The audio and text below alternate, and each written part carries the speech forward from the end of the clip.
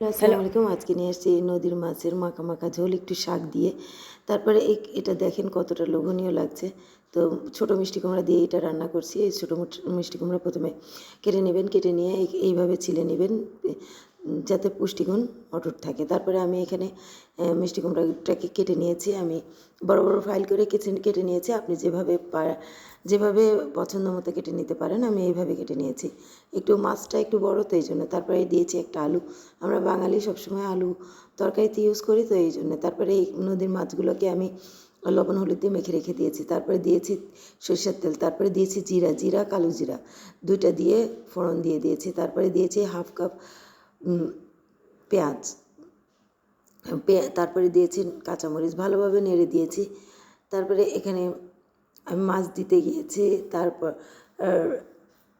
আমি ভুল হয়ে গেছে এখানে। তারপরে এখানে আমার দিয়েছি আদা রসুন বাটা, বেসিক মশলা, হলুদ গুঁড়া, জিরা গুঁড়া, ধনে গুঁড়া, সব মশলা দিয়েছি। তারপরে দিয়েছি এই মাছগুলো আমি সাজিয়ে নিব।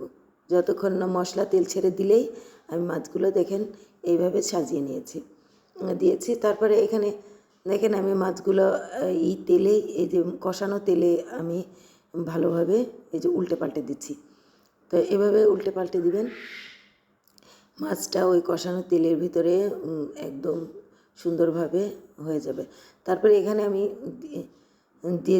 আগে থেকে দিয়ে দিয়েছি লবণটা স্কিপ হয়ে গেছে। তারপরে আমি মাছের উপরে দিয়ে দিলাম এই মিষ্টি কুমড়া। মিষ্টি কুমড়া খুবই নরম একটা সবজি।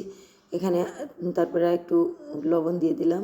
লবণ দেওয়ার পরে আমি মাছগুলো নিচে আছে, আমি এখন আর নাড়াচাড়া করব না। এইভাবে খালি কড়াইটা একটু নাড়ব, মাছে নাড়ব না। দেখেন 5 মিনিট পরে বোঝাই যাচ্ছে না যে কতটা মিষ্টি কুমড়া ভুনে নেইনি। তো আপনারা চাইলে ভুনে নিতে পারেন। তারপরে দিয়েছি এখানে আমি লাউয়ের শাকটা কেটে নিয়েছি। শাকটা আগে বেছে নিয়েছি, তারপর কেটে নিয়েছি। তারপর দিব ধনেপাতা। তো এটা লাস্টে আমি দিব।